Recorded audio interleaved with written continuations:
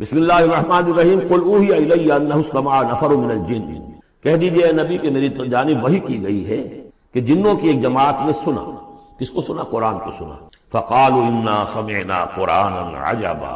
انہوں نے کہا ہم نے سنا ہے ایک بہت ہی دل کو لبھانے والا قرآن، یہدی الی الرشد، جو نیکی اور رشد اور ہدایت کی طرف رہنمائی کر رہا ہے۔ فآمنا بہ، تو ہم تو ایمان لے آئے۔ اس وقت بھی میں نے کہا تھا یہ لمحہ فکریہ ہے، ایک دفعہ کیا اجتماع ہے قرآن کا، اور وہ بندے کہاں سے کہاں پہنچے، داعی بن گئے۔ ہمارا کیا حال ہے؟ ہم نے اس معنی میں قرآن کبھی پڑھا ہی نہیں، سنا ہی نہیں۔ سنتے ہیں تو خیبر میل کی سپیڈ سے جو پڑھ رہا ہوتا قاری، 5 دن میں پورا قرآن، 6 دن میں پورا قرآن، اور اشتہار دیے جا رہے ہیں۔ یہ ہے ہمارا ریچول۔ یہاں تو 20 منٹ میں ہو جاتی ہے، یہاں 30 منٹ، یہاں چلو وہاں اور سے بھی کم میں ہو جاتی ہے، وہاں چلو۔ قرآن کا نتیجہ تو یہ نکلنا چاہیے وہ آپ کو پوزیس کر لے، جانے نہ دے۔ انا سمعنا قرآنا عجبا یہدی الی الرشد فآمنا بہ ولن نشرک بربنا احدا، اب ہم کبھی بھی اپنے رب کے ساتھ کسی کو شریک، وانہ تعالی جد ربنا، اور یقیناً ہمارے رب کی عزت شان بہت بلند ہے۔ متخذ صاحبۃ ولا ولدا، اس نے نہیں اختیار کی نہ کوئی بیوی اور جورو نہ کوئی اولاد۔ وانہ کان یقول سفیہنا علی اللہ شططا، اور یقیناً ہمارا جو بے وقوف ہے بڑا، مراد یہاں پہ ہے وہی عزازیل، ابلیس، لعین، وہ چونکہ ہمارا ذرا بڑا بڑگر ہے تو وہ جو کچھ کہتا رہا ہے، وَأَنَّا ظَنَنَّا أَن لَّن تَقُولَ الْإِنسُ وَالْجِنُّ عَلَى اللَّهِ كَذِبًا، ہم تو اس گمان میں رہے، خوش گمانی میں، کہ جن اور انسان اللہ تعالیٰ کے اوپر جھوٹ نہیں باندھیں گے، لیکن وہ بدماش تو جھوٹ باندھتا رہا۔ ہم نے اپنی شرافت میں اس کی بات کو مان لیا۔ وَأَنَّهُ كَانَ رِجَالٌ مِّنَ الْإِنسِ يَعُوذُونَ بِرِجَالٍ مِّنَ الْجِنِّ فَزَادُوهُمْ رَهَقًا، اور یہ کہ جو انسانوں میں سے مرد ہیں وہ جنات کے مردوں میں کی حفاظت پکڑتے ہیں۔ یہ ہوتا تھا ان کا طریقہ، وہ سمجھتے تھے کہ بیابان میں جو ہے جنات رہتے ہیں اور وہ ان کے جو ہیں سردار بھی ہیں، تو اب راستے نے پڑاؤ ڈالا ہے جنگل میں، تو سب سے پہلے کہتے تھے کہ ہم اس جنگل کے، اس بیابان کے جنات کی ہم پناہ میں آتے ہیں۔ اب وہ سنتے ہوں گے یہ بے وقوف، یہ آدم کی اولاد، ہمارے تو جد امجد کو نکال دیا گیا جنت سے اس لیے کہ اس کو سجدہ نہیں کیا، یہ ہمیں معبود بنائے بیٹھے ہیں، ہماری پناہ طلب کر رہے ہیں۔ لہذا ان میں اور سرکشی پیدا ہو گئی اور اکڑ گئے کہ یہ انسان ہو کر یہ ہماری پناہ مانگ رہے ہیں، ہم سے طلب کر رہے ہیں پناہ، تو اس سے ان کے اندر اور زیادہ سرکشی پیدا ہو گئی۔ وَأَنَّهُ كَانَ رِجَالٌ مِّنَ الْإِنسِ يَعُوذُونَ بِرِجَالٍ مِّنَ الْجِنِّ فَزَادُوهُمْ رَهَقًا وَأَنَّهُمْ ظَنُّوا كَمَا ظَنَنتُمْ أَن لَّن يَبْعَثَ اللَّهُ أَحَدًا، اور دیکھو انہوں نے بھی ایسا ہی سمجھا جیسا کہ تم نے سمجھا ہوا ہے کہ اللہ کسی کو نہیں اٹھائے گا۔ اس کے 2 معنی ہیں، یعنی بعد سے بعد الموت کوئی نہیں ہے، مرنے کے بعد جی اٹھنا نہیں ہے، اور یہ بھی کہ شاید اب اللہ کسی اور کو رسول بنا کر نہ بھیجے، ان یبعث اللہ احد، اس لیے کہ 600 برس بیت چکے تھے،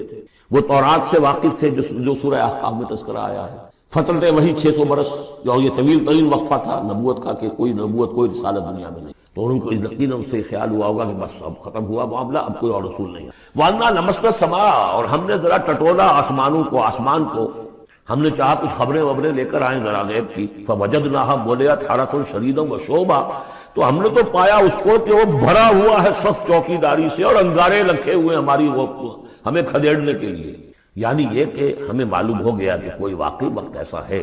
کیونکہ یہ سارا انتظام خاص طور پر جبکہ وہی یہ نبوت آتی تھی تو اہتمام کر لیا جاتا۔ عام حالات میں کوئی بات نہیں، روح اتر رہے ہیں فرشتے، اور یہ جو ہیں یہ آگ سے بنے ہیں، وہ نوری ہیں یہ ناری ہیں، کچھ نہ کچھ ان سے یارانہ گانٹھ کے کچھ نہ کچھ ان سے لے لیتے تھے، یا یہ کہ اچک لیا، من استرق سرقۃ، کسی نے کوئی چیز جو ہے کہیں سے لے لی۔ لیکن اب جو ہم نے دیکھا ہے آسمان کو تو واقعی وہاں تو بڑے سخت پہرے لگے ہوئے، یعنی کوئی نہ کوئی وحی کا سلسلہ ہے اور نبوت آ رہی ہے، اور وہ نبوت ہمیں تو مل گئی، ہم جا کر سنائے کلام اور ہم ایمان لے آئے۔ وَأَنَّا لَمَسْنَا السَّمَاءَ فَوَجَدْنَاهَا مُلِئَتْ حَرَسًا شَدِيدًا وَشُهُبًا وَأَنَّا كُنَّا نَقْعُدُ مِنْهَا مَقَاعِدَ لِلسَّمْعِ، اور ہم وہاں بیٹھا کرتے تھے، وہاں پہ گھاٹ میں بیٹھا کرتے تھے کچھ سنگن لینے کے لیے، مقعد بیٹھنے کی جگہ، مورچہ جہاں پہ بیٹھا جائے، ہم وہاں پر اپنے ٹھکانوں میں بیٹھا کرتے تھے۔ فَمَن يَسْتَمِعِ الْآنَ، لیکن اب اگر کسی نے کچھ سننے کی کوشش کی، يَجِدْ لَهُ شِهَابًا رَصَدًا، وہ پائے گا اپنے واسطے ایک انگارہ گھات میں، میزائل پیچھا کرے گا۔ وَأَنَّا لَا نَدْرِي أَشَرٌّ أُرِيدَ بِمَنْ فِي الْأَرْضِ أَمْ أَرَادَ بِهِمْ رَبُّهُمْ رَشَدًا، معلوم ہوتا بہت بڑے عالم تھے یہ تورات کے جاننے والے، انہوں نے ایک ایسی عظیم بات کہی ہے، ہمیں یہ معلوم نہیں کہ آیا زمین میں بسنے والے ان انسانوں کی کوئی شامت آ گئی ہے یا اللہ نے ان کے لیے کسی بھلائی کا ارادہ۔ رسالت آئے گی تو 2 ہی نتیجے ہیں، یا تو کوئی عذاب آنے والا ہے، اس لیے کہ وَمَا كُنَّا مُعَذِّبِينَ حَتَّىٰ نَبْعَثَ رَسُولًا، یا تو کوئی بہت بڑے پیمانے پر انسانوں کی شامت آنے والی ہے، جیسے قوم نوح، قوم ہود، قوم صالح کا حشر ہوا تھا، وہ ویسا ہی حشر ہونے والا ہے۔ اللہ لا نظری، ہم نہیں جانتے اشر ارید بمن فی الارض، زمین والوں کے لیے کسی شر کا فیصلہ کیا گیا ہے، ام اراد بہم ربہم رشدا، یا ان کے لیے ان کے رب نے بھلائی کا، خیر کا ارادہ کیا۔ ظاہر بات ہے نبوت اور رسالت محمدی خیر پر منتج۔ وَأَنَّا مِنَّا الصَّالِحُونَ وَمِنَّا دُونَ ذَلِكَ، اور دیکھو ہمارے اندر نیک بھی ہیں، جنات نیک بھی رہے ہیں اور دوسری طرح کے بھی ہیں۔ بد نہیں کہا، یہ ہے حکمت تبلیغ، بروں کو بھی برا نہ کہو، ہاں دوسری قسم کے بھی ہیں، نیک بھی ہے اور دوسری قسم کے بھی ہیں۔ کُنَّا طَرَائِقَ قِدَدًا، ہم تھے مختلف راستوں پر جو کہ ایک دوسرے سے پھٹے ہوئے تھے۔ یہ قددا جو آیا تھا نا، قدت قمیصہ، پھٹ جانا قمیص کا۔ وَأَنَّا ظَنَنَّا أَن لَّن نُّعْجِزَ اللَّهَ فِي الْأَرْضِ وَلَن نُّعْجِزَهُ هَرَبًا، اور ہم نے یہ جان لیا کہ ہم اللہ کو عاجز نہیں کر سکتے، ہرا نہیں سکتے، نہ زمین میں بھاگ کر، اور ہم کہیں بھاگ کر اور زمین میں اللہ کو شکست نہیں دے سکتے، اس کی پکڑ سے نکل نہیں سکتے۔ وَأَنَّا لَمَّا سَمِعْنَا الْهُدَىٰ آمَنَّا بِهِ، اور ہم نے تو جب وہ ہدایت سنی، الہدا سنا، اس کی استماع ہم نے کیا، ہم تو اس پر ایمان لے آئے۔ فَمَن يُؤْمِن بِرَبِّهِ فَلَا يَخَافُ بَخْسًا وَلَا رَهَقًا، تو جو کوئی بھی زبردستی ہوگی، کچھ زیادتی، جیسے جیسے ان کے اعمال صالحہ ہیں پورے پورے اللہ تعالیٰ ان کا اجر ان کو دے دے گا۔ وَأَنَّا مِنَّا الْمُسْلِمُونَ وَمِنَّا الْقَاسِطُونَ، اور دیکھو ہمارے اندر وہ بھی ہیں جو فرما بردار ہیں اور وہ بھی ہیں جو بے انصافی کرتے۔ یہ قسط کے لفظ کے ساتھ سمجھ لیجئے، جب یہ ثلاثی مجرد میں آتا ہے تو قاسط اس میں فاعل بنا، وہ ناانصاف کے معنی میں، یہ باب افعال کے خواص میں سے ہے، سلب ماخذ جس کو کہتے ہیں۔ جب باب افعال میں آئے گا تو اس کے معنی ہے عدل و انصاف، اور جب ثلاثی مجرد میں آئے گا تو ناانصافی۔ قاسطون فمن اسلم فاولئک تحروا رشدا، جو لوگ اسلام لے آئے، اطاعت قبول کر لی، تو انہوں نے تو گویا کہ ڈھونڈ نکالی خیر کی راہ، نیکی کی راہ انہوں نے تلاش کر لی۔ وَأَمَّا الْقَاسِطُونَ، اور جو بے انصاف فَكَانُوا لِجَهَنَّمَ حَطَبًا، وہ لوگ جو ہے پھر جہنم کا ایندھن بن کر رہیں گے۔ یہاں تک ان کی تقریر ہے جو انہوں نے تبلیغ کی۔ اب جو بات آگے آ رہی ہے یہ خود اللہ کی طرف سے کلام ہے۔ أَن لَّوِ اسْتَقَامُوا عَلَى الطَّرِيقَةِ لَأَسْقَيْنَاهُم مَّاءً غَدَقًا، اور یہ کہ یہ اگر لوگ اپنے اس طریقے پر جو طریقہ انبیاء کا تھا، جو آدم نے دیا تھا، جو نوح نے دیا تھا، یہ چلتے رہتے تو ہم انہیں خوب پلاتے، پانی بھر بھر کر خوب سیراب کرتے۔ یہاں لفظ طریقت آیا ہے قرآن میں، شریعت، طریقت۔ ثم جعلناک علی شریعۃ من الامر، شریعت اور یہ طریقت دونوں کا مفہوم ایک ہے، طریقہ اور شریعت، لیکن یہ کہ اس کا استعمال ہو رہا ہے کہ شریعت سے مراد لی جاتی ہے جو دین کا قانون ہے، اس کے ظاہری پہلو، قانونی پہلو، اور طریقت اسی کے باطنی پہلو کا نام کہ ایک نماز ہے، وضو کیسے کرو گے، کیا فرائض ہیں، کیا نوافل ہیں، کیا کام رہ گیا تو وضو نہیں ہوا، یہ شریعت بتائے گی، یہ آپ کو فقیہ بتائیں گے، یہ آپ کو مفتی حضرات بتائیں گے۔ لیکن نماز کی اصل روح تو ہے خشوع اور خضوع، حضور قلب، یہ پھر طریقت کی طرف منتقل کر دیا گیا، بدقسمتی سے پھر ان کو پھاڑ دیا گیا، وہ علیحدہ علیحدہ ہو گئے۔ یہ سب چیزیں یکجا ہونی چاہیے۔ اور جو ہمارے اولین صوفیاء ہیں وہ بہت بڑے عالم بھی تھے، ایسے نہیں تھے کہ صرف صوفی، وہ بہت بڑے مفتی بھی ہوتے تھے، بلکہ اولین کیا اس دور میں بھی جو میں نے آپ کو بتایا تھا کہ قاضی ثناء اللہ پانی پتی رحمۃ اللہ علیہ، وہ مفتی بھی ہیں، مفسر بھی ہیں، محدث بھی ہیں، اور بہت بڑے مرشد بھی ہیں۔ میرزا مظہر جانے جانا شہید کے خلیفہ ہیں، اور یہ سب شیخ احمد سرہندی رحمۃ اللہ علیہ کا جو سلسلہ ہے، سلسلہ مجددیہ نقشبندیہ، اس کے بزرگ وہ ہیں، وہ جامع و صفات لوگ۔ لِنَفْتِنَهُمْ فِيهِ، اور یہ بھی جو ہم کو پانی پلاتے اور سیراب کرتے، یہ بھی اس لیے تاکہ ان کو اور جانچے اور پرکھے اور امتحان لیں۔ ایک امتحان غربت میں ہے، ایک امتحان تمنگری میں ہے، ایک امتحان فاقے میں ہو رہا ہے، ایک امتحان ہو رہا ہے کہ کثرت سے ہم نے دے رکھا ہے۔ وَمَن يُعْرِضْ عَن ذِكْرِ رَبِّهِ، اور جو کوئی بھی اعراض کرے گا اپنے رب کے ذکر سے، يَسْلُكْهُ عَذَابًا صَعَدًا، تو وہ چلے گا، وہ ڈال دے گا اس کو چڑھتے عذاب میں، اللہ تعالیٰ ایسے عذاب میں صعدا، جس کی شدت بڑھتی چلی جائے گی۔ وَأَنَّ الْمَسَاجِدَ لِلَّهِ فَلَا تَدْعُوا مَعَ اللَّهِ أَحَدًا، اور دیکھو مسجدیں اللہ کے لیے ہیں۔ مسجد سے مراد مسجد سجدے کی جگہ بھی ہے، اور مسجد سے مراد سجدے کے یہ اعضاء بھی ہیں، یہ پیشانی اور یہ ناک اور یہ ہاتھ اور یہ پاؤں، ایڑیاں، وہ پنجے، یہ سارے جو ہیں یہ سجدے کے جو جسم کے حصے ہیں، یہ مسجدیں بھی اور سجدے کی جگہ بھی للہ ہے، سب اللہ کی ملکیت ہے۔ فَلَا تَدْعُوا مَعَ اللَّهِ أَحَدًا، اللہ کے ساتھ کسی اور الہ کو مت پکارو۔ وَأَنَّهُ لَمَّا قَامَ عَبْدُ اللَّهِ يَدْعُوهُ كَادُوا يَكُونُونَ عَلَيْهِ لِبَدًا، اور یہ اب یہاں پھر قول آ گیا ہے انہی کا جنات کا کہ جب وہ عبداللہ کو ہم نے دیکھا، وہ کھڑا تھا، وہ قرآن پڑھ رہا تھا، وہ نماز پڑھا رہا تھا، لما قام عبداللہ یدعوہ، اسے پکار رہا تھا اللہ کو، اللہ کا بندہ،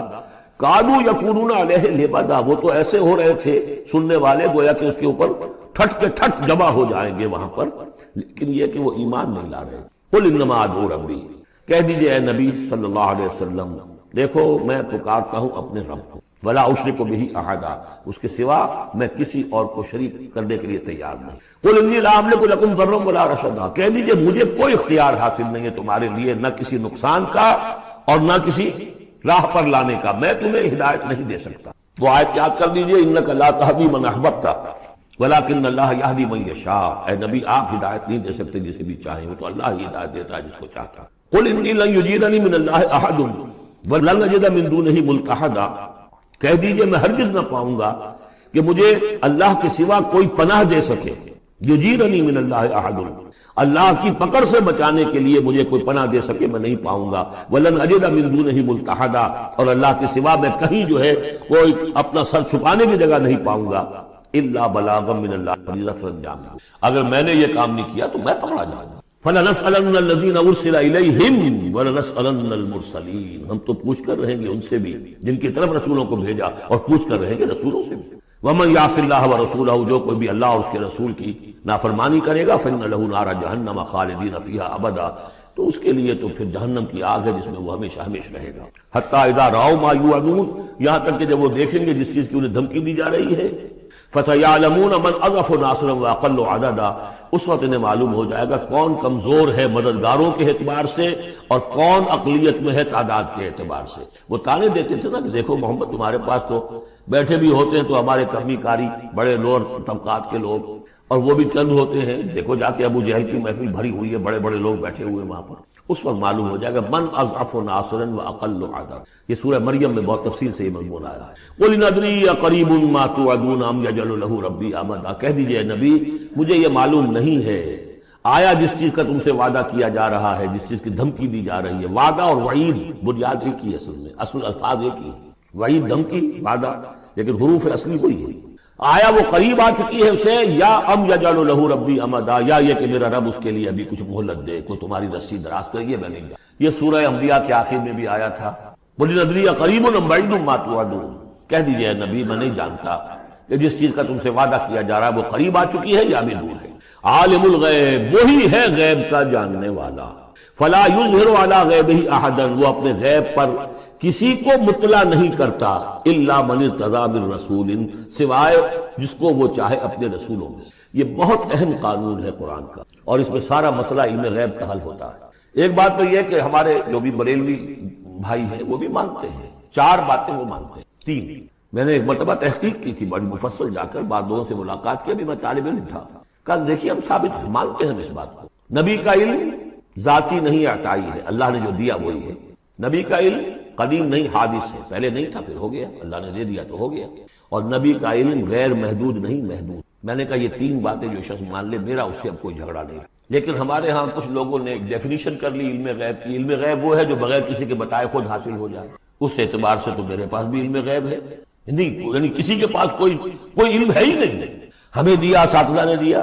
حضور کو دیا اللہ نے دیا، جبریل کو دیا اللہ نے دیا، اس معنی میں تو ذاتی علم تو کوئی بھی نہیں مانتا کسی کا، علم تو دینے سے ہوتا ہے۔ البتہ علم غیب کسے کہتے ہیں؟ وہ چیزیں جو ہماری نگاہوں سے چھپا دی گئی ہیں، وہ عالم غیب ہے، جنت ہے، دوزخ ہے، فرشتے ہیں، یہ سب کیا ہے؟ عالم غیب۔ تو نبیوں کو تو کچھ نہ کچھ حصہ اس کا دکھایا جاتا ہے تو نبی بنتے ہیں نا، ورنہ میرے اور نبی میں فرق کیا ہوا ہے؟ اگر میرا بھی علم وہی ہوتا ان السمع والبصر والفؤاد، تو میرے علم اور حضور کا بھی علم یہی ہوتا تو فرق کیا ہوا؟ حضور نے تو اس دوسرے علم کے اعتبار سے تو صاف کہہ دیا انتم عالم بامور دنیاکم، لیکن حضور کو معراج میں جنت دکھا دی، دوزخ دکھا دی۔ زمین پر رہتے ہوئے آپ نماز پڑھا رہے تھے، غالباً وہ جو کہ نماز پڑھائی جاتی ہے جبکہ بارش نہیں ہوتی، استسقاء کی نماز، اسی کے دوران اچانک ایک دفعہ آپ آگے بڑھے، لوگ حیران ہوئے کیا ہوا ہے، ایک دفعہ پیچھے ہٹے، لوگوں نے پوچھا بعد میں کہ حضور یہ نماز کا حصہ تھا، یعنی ہم بھی فریضہ ادا کیا کریں اس نماز کے اندر؟ فرمایا نہیں، اصل میں میرے سامنے جنت لے آئی گئی، اب بے اختیار میرا ہاتھ بڑھ گیا کہ میں اس کا پھل توڑ دوں، اور میرے سامنے اس کے بعد دوزخ لے آئی گئی اور اس کا جو بمکا آیا گرمی کا، اس سے میں بے اختیار پیچھے ہٹا۔ دنیا میں سیر کرا رہے ہیں، بہرحال یہ غیب ہی میں سے ہے۔ البتہ کل غیب، یہ جو مانے اللہ نبی کے لیے وہ کافر ہے، اور وہ مانتے ہیں، بریلوی بھی مانتے ہیں، کل غیب کا کوئی سوال نہیں۔ نبی کا علم محدود ہے، نبی کا علم حادث ہے، نبی کا علم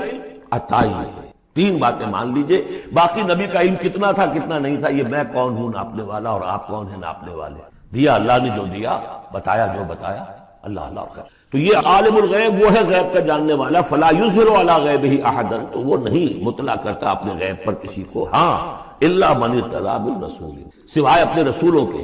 کذالک نوری ابراہیم ملکوت السماوات والارض، ہم نہیں پڑھ چکے، ابراہیم کو بھی ملکوت دکھایا، حضور کو من بین یدیہ ومن خلفہ رصدا، جس کو رسول بناتا ہے، غیب کی خبریں دیتا ہے، پھر اس کے آگے اور پیچھے وہ اپنے باڈی گارڈ رکھتا ہے، چوکیدار رکھتا ہے۔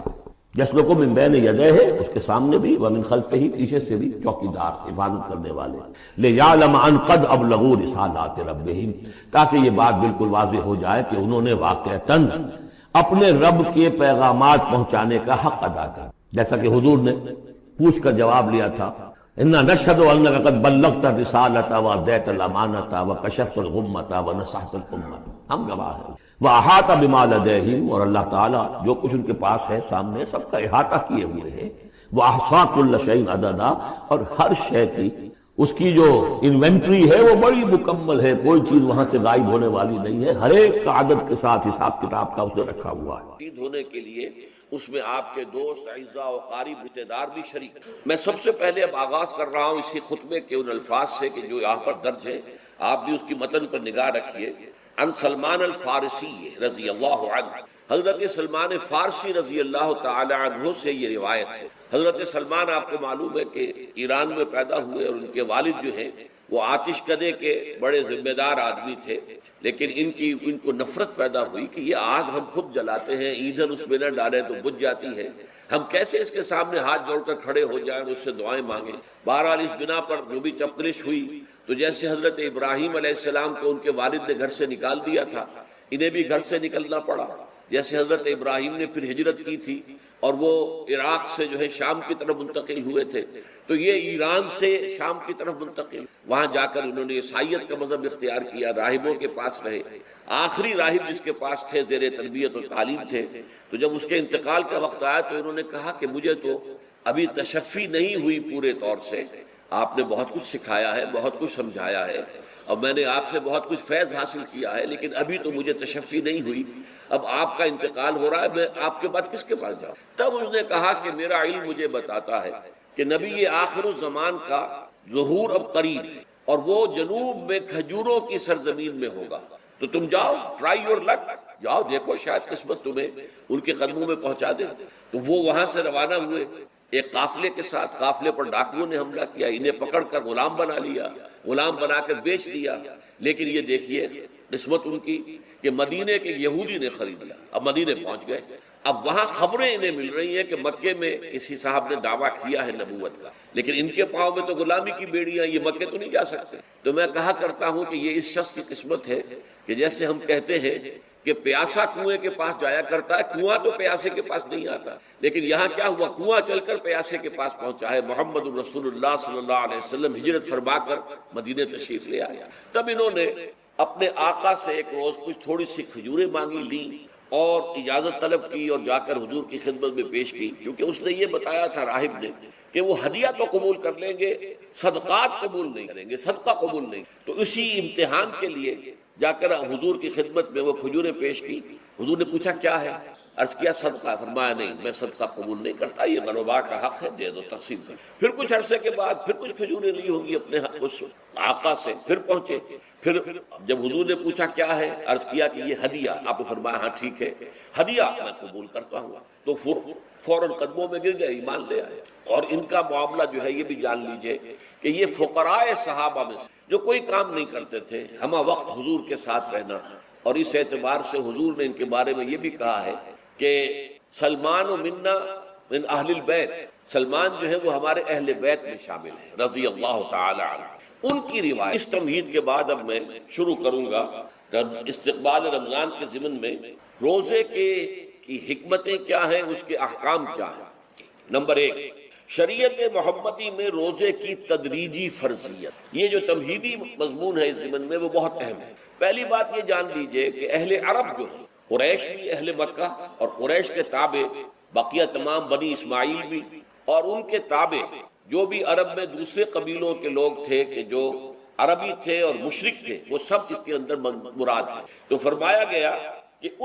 ان لوگوں میں روزے کی عبادت معروف نہیں تھی، یا تو یہ ہے کہ حضرت ابراہیم علیہ السلام کے زمانے میں روزے کی عبادت تھی ہی نہیں، کیونکہ یہ لوگ اپنے قول کے مطابق ملت ابراہیم پر تھے، لیکن یہ ہے کہ بہرحال روزے کی عبادت سے ناآشنا تھے۔ کیا وجہ ہے یہ ہم نہیں جانتے۔ آپ کو معلوم ہے نماز سے وہ واقف تھے، اگرچہ اس کا حلیہ انہوں نے بگاڑ دیا تھا، تالیاں بجاتے تھے، سیٹیاں بجاتے تھے یہ، لیکن نماز کہتے تھے اسے نماز۔ طواف سے وہ واقف تھے، اگرچہ اس کے ضمن میں اتنی گھناؤنی حرکت بھی کی تھی کہ مرد اور عورتیں وہ بالکل برہنہ ہو کر طواف کرتے تھے، تو اسے بہت فضیلت والی بات سمجھ، بہت خدا رسیدگی کی بات سمجھتے تھے کہ کامل برہنہ ہو کر طواف کیا جائے، لیکن بہرحال طواف تھا۔ اسی طرح قیام عرفہ، قیام منی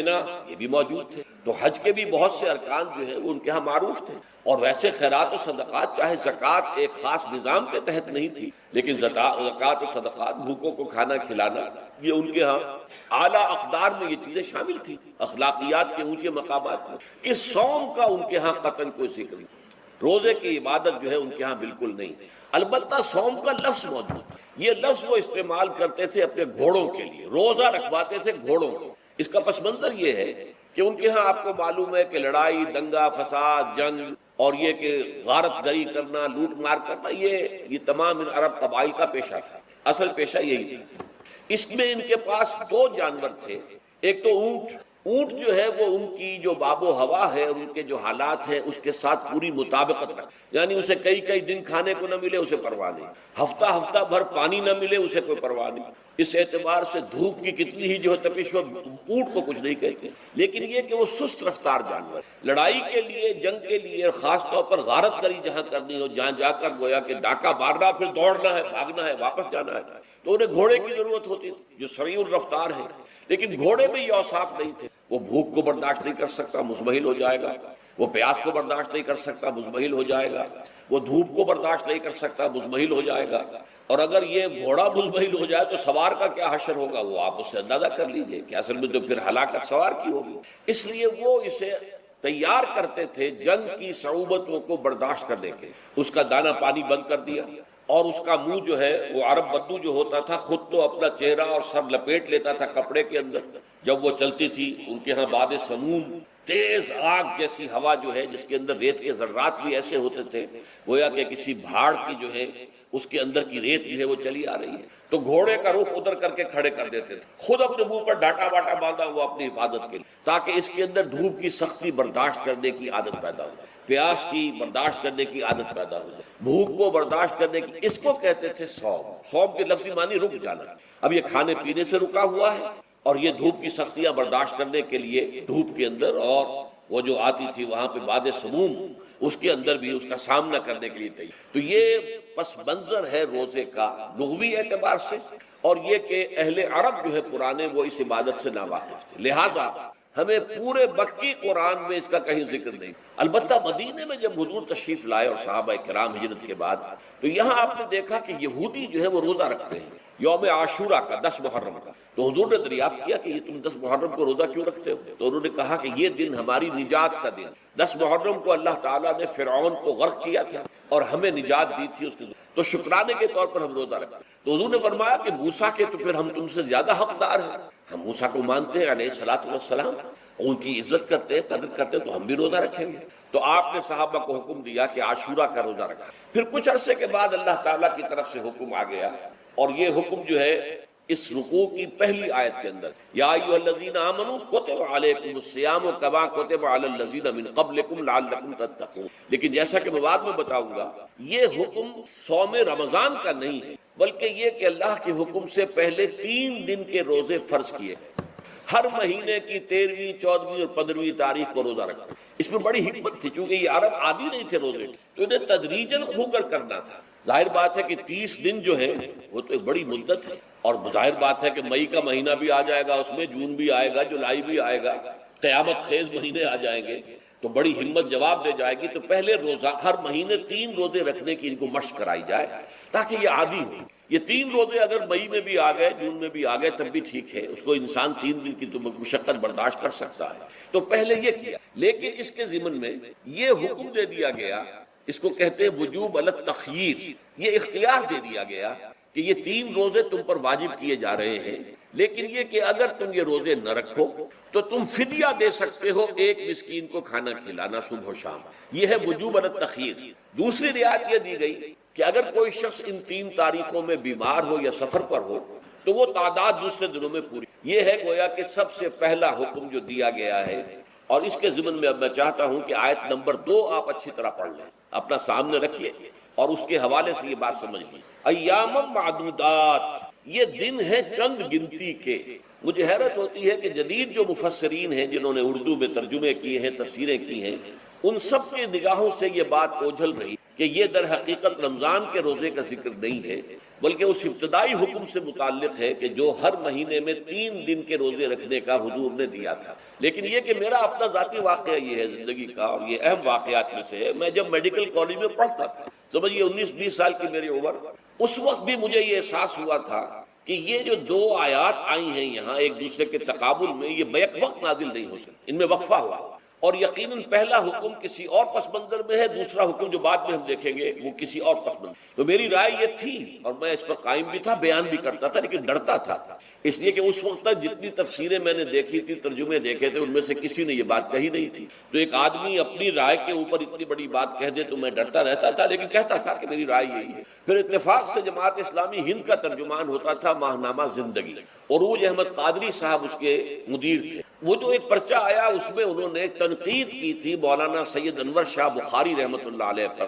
کہ ان کشمیری رحمۃ اللہ علیہ سے ان کے اوپر یہ تنقید کی تھی کہ انہوں نے یہ عجیب بات کہہ دی ہے کہ یہ جو حکم ہے یہ رمضان کا نہیں ہے، بلکہ رمضان سے پہلے جو حضور نے حکم دیا تھا 3 دن کے روزے رکھنے اس سے متعلق. اب مجھے اس کے اوپر پورا اطمینان ہو گیا کہ اگر سید محمد انور شاہ کاشمیری رحمۃ اللہ علیہ کی رائے یہ ہے تو متفق گردید رائے ابو علی بارائے من، مجھے اب اس سے زیادہ اور کسی سند کی ضرورت نہیں. بعد میں نے جب تفسیر کبیر امام رازی رحمۃ اللہ علیہ کی اس کا بھی مطالعہ شروع کیا تو میں حیران ہوا کہ سلف میں تو یہ رائے کثرت سے موجود تھی. کیا سبب ہوا ہے کہ آج کے دور کے جو مترجمین اور مصنفین ہیں ان کی نگاہوں سے بالکل یہ بات اوجھل ہو گئی؟ اس معاملے کو میں حل آج تک نہیں، لیکن اب میں پورے تیقن سے آپ سے کہہ رہا ہوں کہ یہ جو پہلی 2 آیتیں ہیں ان کا تعلق صوم رمضان سے نہیں ہے، بلکہ ان کا تعلق ہے وہ 3 دن کی. اس کی سب سے بڑی دلیل اس کے اندر موجود ہے ایام معدودات، گنتی کے چند دن. اب 30 یا 29 دن جو ہے وہ گنتی کے چند دن نہیں ہو سکتے، وہ اچھی بڑی تعداد ہے. پھر یہ ہے کہ یہ معدودات جو ہے اس کو کہا جاتا ہے جمع قلت، یہ زیادہ سے زیادہ 9 پر اس کا اطلاق ہوتا ہے، اس وزن پر جو جمع آتی ہے. اور اس میں جو ہے خود قرآن مجید میں حج کے سلسلے میں منا کے قیام کے ضمن میں الفاظ آئے ہیں ایام معدودات، فمن تعجل فی یومین فلا اسم علیہ ومن تاخر فلا اسم علیہ. منا میں قیام ہے گنتی کے چند دن، تو جو 2 دن ہی میں جلدی کر کے وہاں سے واپس ہو جائے اس پر بھی کوئی اس گناہ نہیں ہے، اور جو مؤخر کر کے 3 دن پورے کرے اس پر بھی کوئی گناہ نہیں ہے. تو وہاں پر بھی نظیر موجود ہے کہ 2 یا 3 دن پر اس کا اطلاق ہو. تو یہاں پر ایام معدودات سے لازماً یہ مراد ہے کہ یہ 3 دن جو ہے ہر مہینے میں 13ویں 14ویں 15ویں در حقیقت اس روزے سے متعلق یہ آیت آ رہی ہے. اور یہ بھی نوٹ کر لیجئے کہ رمضان کے روزے کی فرضیت کے بعد بھی حضور کا معمول اور آپ کے صحابہ کا اور جو بھی ہمارے ہاں اتباع کرتے ہیں حضور صلی اللہ علیہ وسلم کا نوافل میں بھی ان کا یہ معمول ہے. ہر مہینے میں یہ 3 روزے حضور بعد بھی رکھتے تھے اور آپ کے بہت سے صحابہ رکھتے تھے، اور آج بھی ہمارے ہاں بہت سے لوگ جو دیندار ہیں اور جن کے اندر یہ جذبہ ہے اتباع سنت کا وہ کرتے ہیں. 13ویں 14ویں اور 15ویں تاریخوں کا ان کو ایام 20 کہتے ہیں. اس کی راتیں روشن ہوتی ہیں، 13ویں رات 14ویں رات 15ویں رات. چاند جو ہے اس کے اندر آپ کو معلوم ہوتا ہے 14ویں کو تو مکمل ہوتا ہی ہے، 13ویں اور 15ویں کا بھی تقریباً مکمل ہے. تو ایام 20 کے روزے جو ہیں بعد میں بھی برقرار رہے ہیں، لیکن نفلاً. فرض اس کے بعد جو ہے وہ رمضان کے روزے. ایام معدودات یہ دن ہیں گنتی کے. فمن کان منکم مریض او علی سفر فعدۃ من ایام اخر، تو جو کوئی بھی تم میں سے ہو بیمار یا سفر پر تو وہ تعداد پوری کر لے دوسرے دنوں. گویا کہ اب اگلی کے ایک تو یہ رعایت ہو گئی. دوسری رعایت قال الذین یطیقونہ فدیۃ طعام مسکین، اور ان لوگوں کے ذمے کے جو اس کی طاقت رکھتے ہوں، یعنی مریض بھی نہیں ہے، صحت مند ہے، روزہ رکھ سکتے ہیں، سفر بھی نہیں ہے، سفر پر نہیں ہے، مقیم ہے، روزہ رکھ سکتے ہیں، پھر بھی نہ رکھیں تو ان کے لیے بھی ایک اختیار.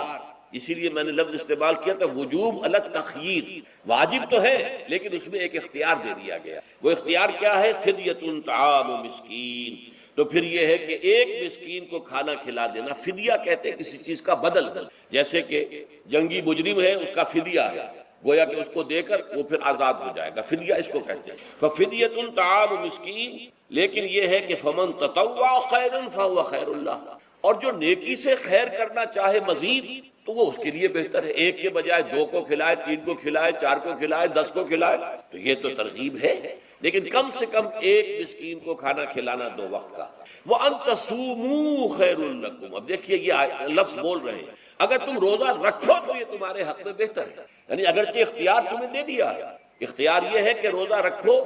اگر نہ رکھو تو فدیہ دے دو ایک مسکین کا کھانا، لیکن اگر تم روزہ رکھو، ان کنتم تعلمون، اگر حقیقت میں تم علم رکھتے ہو کہ روزے کے اندر کیا کیا برکات ہیں، تو تمہیں روزہ لازماً رکھنا چاہیے۔ تشویق اور ترغیب موجود ہے، لیکن یہ کہ اس کی فرضیت یا وجوب نہیں ہے۔ یہ تھا ابتدائی حکم روزے کی ذمہ۔ اب اس کے بعد اگلی آیت جو ہے اس کے بھی پہلے حصے کو مت پڑھیے،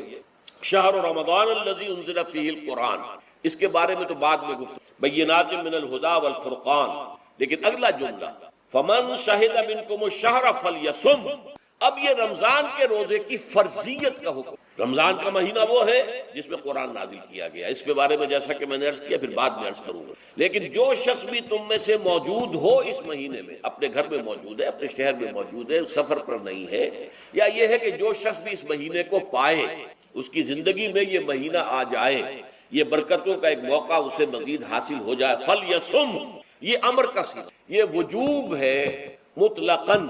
اب اس میں جو 2 رعایتیں پہلے دی گئی تھی ان میں سے ایک کو برقرار رکھا، وَمَنْ كَانَ مَرِيضًا أَوْ عَلَى سَفَرٍ فَعِدَّةٌ مِّنْ أَيَّامٍ أُخَرَ، یہی وہ الفاظ ہیں جن کی بنا پر میرا گمان اس وقت بھی یہ تھا کہ یہ 2 بیک وقت نازل نہیں ہو سکتی آیات، یہ جو تکرار ہے بے معنی تکرار ہو جائے گی پھر اگر ایک ہی وقت میں نازل ہو رہی ہے، اور قرآن مجید کی فصاحت اور بلاغت سے یہ چیز بعید ہے کہ وہاں پر اس طرح کی تکرار بلا سبب ہو رہی ہے۔ قرآن میں اور بہت سی آیات ہیں جن میں کہ آپ کو معلوم ہے کہ پورا رکوع ہے سورہ مزمل کا، جس میں قیام اللیل کا حکم ہے، پھر اسی کے آخر میں وہ آیت شامل کر دی گئی ہے جو کم سے کم 1 سال بعد نازل ہوئی، جس میں کہ رات کے قیام کا وجوب ختم کر دیا گیا، اور صرف یہ کہ جتنا بھی تم سے ممکن ہو سکا کرو، ضروری نہیں ہے کہ تہائی شب ہو، آدھی ہو، 2/3 ہو، جتنا بھی ممکن ہو قرآن پڑھا کرو رات کو، گویا کہ وہ فرضیت جو تھی قیام اللیل کی وہ ختم ہو گئی۔ اس حوالے سے وہ جو ناسخ ہے، منسوخ کرنے والی آیت بھی اس کے ساتھ ہی رکھ دی تاکہ وہ جو اصل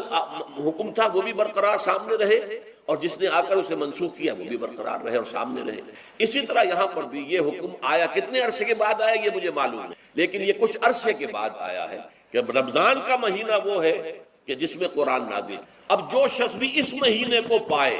اس پر لازم ہے کہ اس کے روزے رکھے۔ ہاں، من کان مریضا او علی سفر، جو شخص ہو مریض، بیمار ہو یا سفر پر ہو، فعدۃ من ایام اخر، تو وہ تعداد پوری کر لے دوسرے دنوں میں۔ یرید اللہ بکم اليسر ولا یرید بکم العسر، اللہ تمہارے ساتھ آسانی چاہتا ہے، سختی نہیں۔ یہ اصل میں کیوں کہا ہے اس کی وجہ سمجھ لیجئے، آج بھی آپ کو اپنے ہاں ایسے لوگ مل جائیں گے جن کا تقویٰ کا تصور اتنا غلط ہو گیا ہے کہ 104 درجے کا بخار ہے، روزہ چھوڑنے کو تیار نہیں۔ بھلے آدمی ہو، اللہ نے تمہیں ایک رخصت دی ہوئی ہے تو خام خواہ اپنے اوپر یہ شدت کیوں لے رہے ہیں؟ لیکن لیتے ہیں، روزہ چھوڑنے کو تیار، روزہ قضا نہیں کرتے، سفر پر جا رہے ہیں اور روزہ قضا کرنے کو تیار نہیں۔ ایک موقع پر ایک غزوے کے دوران ایسا ہوا کہ کچھ لوگوں نے روزہ رکھا ہوا تھا، لیکن وہ اتنے یوں سمجھیے مزمحل ہو گئے کہ جب پڑاؤ پر پہنچے تو جن کا روزہ نہیں تھا انہوں نے تو بڑی چاق و چوبند طریقے سے خیمے نصب کیے، سارا بندوبست کیا، اور یہ جا کر بے سود ہو کر بے ہوش ہو کر گر پڑے۔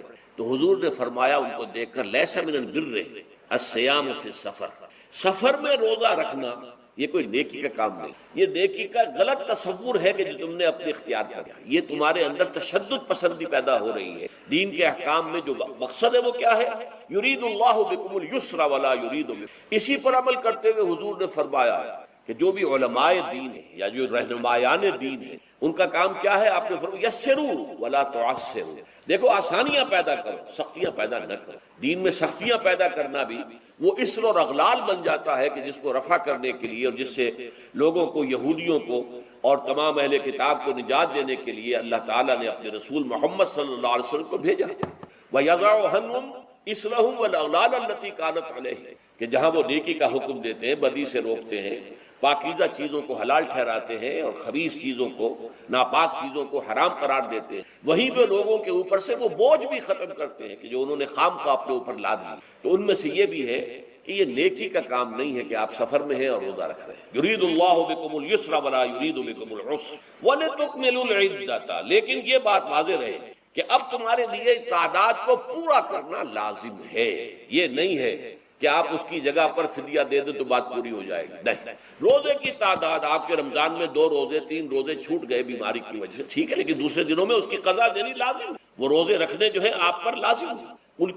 کا کوئی بدل جو ہے وہ فدیہ نہیں ہو سکتا۔ البتہ یہ نوٹ کر لیجئے، یہ حکمت نبوی ہے کہ یہاں اگرچہ وہ فدیے کا حکم جو ہے گویا کہ بظاہر قرآن مجید کے الفاظ سے محسوس ہوتا ہے کہ مطلقاً منسوخ ہو گیا، لیکن حضور نے اس کو خاص حالتوں میں باقی رکھا ہے۔ کوئی شخص اتنا بوڑھا ہو چکا ہے یا خاتون اتنی بوڑھی ہو چکی ہے کہ دن بھر کا فاقہ جو ہے اس میں اندیشہ ہے کہ کہیں ہلاک نہ ہو جائے، کوئی مریض ہے، مرد ہے یا عورت ہے، وہ ڈائبٹیز کی مریضہ ہے، اس کو وہ شوگر کا مرض ہے اور وہ اس کو برداشت نہیں کر سکتی، شوگر لیول بہت نیچے ہو جائے تو موت واقع ہو سکتی۔ کوئی ایسا مریض ہے جس کو مرض سے شفا پانے کی اب کوئی امید ہے ہی نہیں کہ میں مرض سے شفا پا جاؤں گا یا پا جاؤں گی تو اس کے بعد میں روزہ مکمل کر دوں گی، نہیں۔ ایسے لوگوں کے لیے حضور نے اس رعایت کو برقرار رکھا کہ ایسے لوگ اگر ایک مسکین کو کھانا کھلا دیں تو یہ فدیہ بن جائے، لیکن جو بھی شخص صحت مند ہو اور صحت کی توقع رکھتا ہو اور جو شخص بھی طاقت رکھتا ہو روزے کا قضا کر دینے کا، اس کے لیے لازم ہے کہ روزوں کی قضا کرے۔ وَلِتُكْمِلُوا الْعِدَّةَ وَلِتُكَبِّرُوا اللَّهَ عَلَى مَا هَدَاكُمْ، اور تاکہ تم اللہ کی کبریائی کا اعلان کرو اس چیز پر کہ جو اس نے تمہیں ہدایت عطا۔ اب اس کا ایک تو ظاہر ہے کہ جب روزے ختم ہوتے ہیں عید الفطر میں تکبیر، اضافی تکبیرات کے ساتھ 2 رکعتیں ہیں جو ہم ادا کرتے ہیں۔ احناف کے نزدیک 6 اضافی تکبیرات ہیں اور اہل حدیث کے نزدیک 12، لیکن تکبیرات ہیں اضافی۔ اور یہ کہ جاتے ہوئے اور آتے ہوئے عید کے لیے آپ جا رہے ہیں تو تکبیرات پڑھتے ہوئے جائیے، واپس آ رہے ہیں تکبیر پڑھتے ہوئے، اور یہ بھی کہ جاتے ہوئے راستہ کوئی اور، آتے ہوئے راستہ کوئی اور اختیار کیجئے تاکہ پورا شہر، پوری بستی جو ہے تکبیر کی آواز سے گونجے۔ یہ ظاہر ہے، باطن اس کا کیا ہوگا؟ اللہ کی کبریائی کا اعلان کرو، اللہ کی کبریائی کو نافذ کرنے کی۔ جب اللہ نے تمہیں ہدایت دے دی ہے، تمہیں اپنے دین حق سے نواز دیا ہے، تمہارا فرض ہے کہ اس کو قائم کرو، اس کے لیے جد و جہد کرو، اس کے لیے تن من دھن لگاؤ، اس کے لیے جان اور مال سے جہاد کرو۔ وَلِتُكَبِّرُوا اللَّهَ عَلَى مَا هَدَاكُمْ وَلَعَلَّكُمْ تَشْكُرُونَ، اور تاکہ تم واقعتاً شکر کرو۔ اس پر بھی گفتگو بعد میں ہوگی، یہ حکمت صوم کے حوالے سے ہے یہ لفظ۔ اس کے بعد جو ہے ایک آیت چھوڑ کر پھر اگلی 5ویں آیت پڑھیے، یہ ہے تکمیلی احکام۔ ابتدائی احکام آ گئے، نمبر 2 میں صوم رمضان کا حکم آ گیا، نمبر 3 پر ہوا کیا تھا کہ جب روزوں کا حکم دیا گیا تو چونکہ مثال آپ نے رکھی تھی یہود کی کہ یہود جو ہے عاشورہ کا روزہ رکھتے ہیں تو ہم بھی کیوں نہ رکھیں، مسلمانوں تم بھی رکھو۔ اس سے گمان یہ کیا گیا کہ جو احکام یہود کی شریعت میں ہے روزے کے، شاید وہی ہماری شریعت میں بھی ہے، اور ان کی شریعت میں یہ تھا کہ رات کو سو گئے تو روزہ شروع ہو، اور وہ روزہ اب نہ کوئی سحری ہے نہ رات میں کے دوران کوئی میاں اور بیوی جو ہے وہ ہم بستری کر سکتے ہیں، بلکہ یہ کہ وہ روزہ صبح سے لے کر پھر جب رات کے بعد صبح آئے گی، صبح سے پھر دوپہر اور شام اور غروب آفتاب پر جا کر روزہ ختم ہو، گویا کہ کم و بیش 20 گھنٹے کا روزہ یا 21 گھنٹے کا روزہ، کیونکہ اگر غروب آفتاب کے 3 گھنٹے کے بعد آدمی سو گیا تو وہاں سے جو روزہ شروع ہوا ہے تو غروب آفتاب پر اگلے روز جو ہے وہ ختم ہوگا تو ہو جائے گا 20-21 گھنٹے کا روزہ۔ یہ روزے کا حکم لوگوں نے سمجھا، اس کی صراحت کوئی نہیں تھی، لیکن لوگ جو ہے چونکہ صراحت منفی بھی نہیں تھی مثبت بھی نہیں تھی، لہذا وہ رات کے وقت میں جب دن ہوتے تھے روزوں کے، ان کی راتوں میں وہ اپنی جو بھی ایک طبعی ضرورت ہے جو ہم بستری ہے میاں اور بیوی کی، شوہر اور بیوی کی، وہ کر گزرتے تھے۔ جذبات کے اندر جو بھی اس وقت ان کی احتیاج ہوئی، دل میں کھٹک رہتی تھی کہ پتہ نہیں ہم نے یہ صحیح کام کیا نہیں کیا، غلط کیا، تو اس سے یہ کہ ظاہر بات ہے کہ پھر قرآن مجید اسے قرار دے رہا ہے اپنے آپ سے خیانت کرنا۔ جب انسان اپنے ضمیر کے خلاف کوئی بات کر رہا ہو تو چاہے وہ بات صحیح ہے لیکن وہ اسے گناہ سمجھ کے کر رہا ہے تو اس نے تو گناہ کیا، وہ اپنے آپ سے تو خیانت کر رہا ہے۔ ایک شخص ہے وہ بکری کا گوشت کھا رہا ہے لیکن سمجھتا یہ کہ یہ سور کا گوشت ہے تو اس نے تو سور ہی کا کھایا نا، اس نے بکری کا تو نہیں کھایا، لیکن اس نے سمجھا یہ کہ یہ سور کا گوشت اور کھا رہا ہے۔ تو اس حوالے سے ایک دغدغہ سا دل میں رہتا تھا، پریشانی۔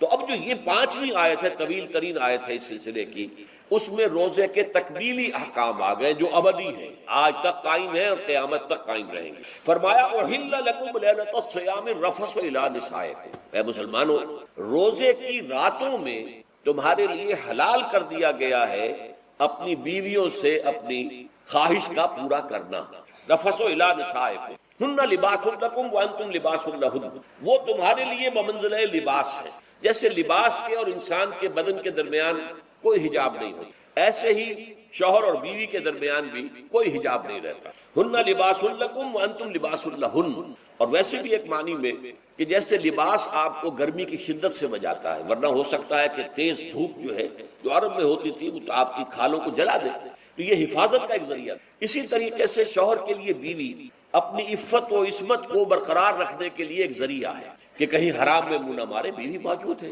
حلال ذریعے سے اپنی خواہش پوری کرے۔ اور بیوی کے لیے شوہر اسی طریقے سے ایک ڈھال بن جاتا ہے کہ اسے خام خواہ ادھر ادھر دیکھنے کا کوئی خیال بھی کبھی نہ آئے، اس کی جو بھی نفسانی خواہش ہے اس کے شوہر پورا کر رہا ہے۔ تو اس اعتبار سے بھی ہن لباس لکم وانتم لباس لہن۔ علم اللہ انکم کنتم تختانون انفسکم، اللہ کے علم میں ہے کہ تم اپنے آپ سے خیانت کر رہے تھے۔ اس کی وضاحت تو پہلے کر چکے کہ دل میں یہ دغدغہ تھا کہ یہ حرام کام کر رہے ہیں، یہ گویا کہ اپنے آپ سے خیانت، اللہ سے بغاوت نہیں تھی۔ کیوں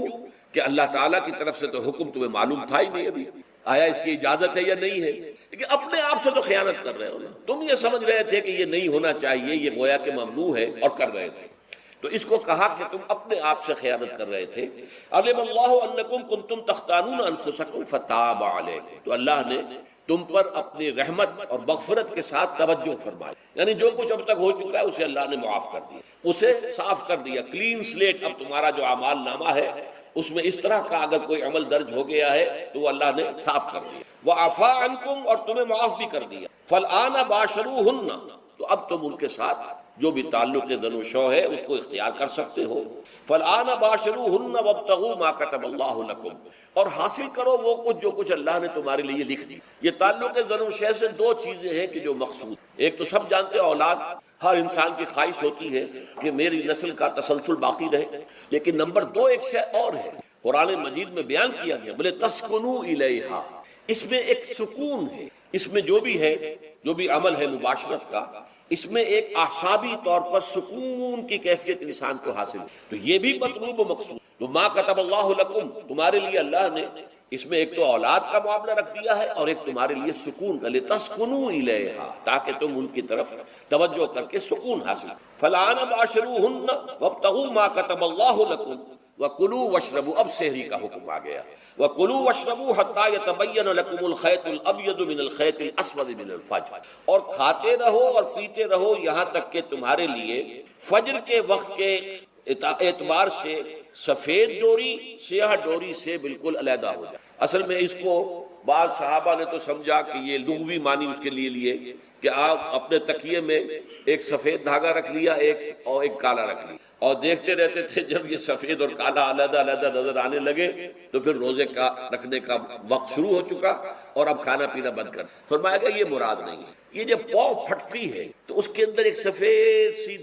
لکیر جو ہے افق کے اوپر آتی ہے، یہ ہے مراد کہ وہ جو سفید لکیر ہے وہ ظاہر ہو جائے اور وہ رات کے اختتام کا گویا کہ ایک اعلان اور علم بن جائے۔ تو وَكُلُوا وَاشْرَبُوا، اب اس کی جو ہے بڑی تاکید کی، تَسَحَّرُوا فَإِنَّ فِي السَّحُورِ بَرَكَةٌ، سحری ضرور کیا گیا اور یہ در حقیقت برکت کا ذریعہ۔ یہ بھی آپ نے فرمایا ہمارے اور یہود کے روزے کے مابین جو فرق ہے وہ سحری ہے، یہ سحری، کیونکہ روزہ جو ہے وہ فجر سے لے کر اور غروب آفتاب تک، طلوع آفتاب سے نہیں فجر سے، جبکہ وہ سفیدہ سحر جس کو ہم کہتے ہیں نمودار ہو جائے، طلوع آفتاب کو ابھی 1.5 گھنٹے بعد ہوگا کہیں، لیکن اس وقت جو ہے روزہ شروع غروب آفتاب پر۔ اس حوالے سے اس سے پہلے کھانا پینا، اور اس میں بھی فرمایا گیا کہ بعض لوگ بہت زیادہ احتیاط کرتے ہیں، وہ صحیح نہیں ہے، اس لیے کہ فجر کے لیے اذان جب دیتے تھے تو اس میں بعض حضرات ذرا جلدی کرتے تھے، حضور نے فرمایا کہ نہیں دیکھو یہ ذرا جلدی کر دیتے ہیں، اگر تم میں سے کسی کے ہاتھ میں پیالہ ہے ابھی وہ کچھ کھا رہا ہے اذان ہو گئی ہے تو وہ اپنا پیالہ پورا کر لے۔ اس میں بھی تشدد کی ضرورت ہے، جیسے کہ اس سے پہلے ہم پڑھ چکے یسروا ولا تعسروا یرید اللہ بکم اليسر ولا یرید بکم العسر، اللہ تمہارے ساتھ آسانی چاہتا ہے، سختی نہیں چاہتا۔ تو اسی طرح فرمایا وَكُلُوا وَاشْرَبُوا حَتَّى يَتَبَيَّنَ لَكُمُ الْخَيْطُ الْأَبْيَضُ مِنَ الْخَيْطِ الْأَسْوَدِ مِنَ الْفَجْرِ ثم اتموا الصیام الی اللیل، پھر اب روزے کو پورا کرو رات تک۔ الی اللیل میں پھر بڑی بحثیں ہوئی، اس لفظ کی مناسبت سے اہل تشیع اس کے قائل ہیں کہ جبکہ خوب اندھیرا ہو جائے، لیکن اہل سنت کا اجماع ہے کہ غروب آفتاب اس سے مراد ہے، اس لیے کہ آغاز رات کا غروب آفتاب کے ساتھ، اور اس میں بھی احادیث کے اندر آیا ہے کہ تعجیل کرنی چاہیے۔ بعض لوگ وہی جو میں نے عرض کیا کہ تقویٰ کے تحت جو ہے جیسے کہ سفر میں بھی روزے رکھتے ہیں یا 104 بخار کے درجے میں بھی وہ روزہ قضا کرنے کو تیار نہیں ہوتے، ایسے ہی وہ تاخیر کرتے ہیں